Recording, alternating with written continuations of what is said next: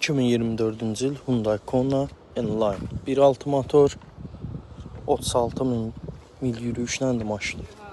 $8.700 start qiymətinə maşın aksiyona çıxır. Maşında burada belə bizə də var. Yüngül qapı,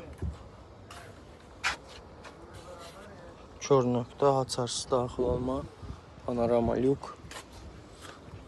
Kapotda belə bir zədəsi var. Qabaq buferə ehtiyac var, şüşə təmizləyən su qabına, bir də farya.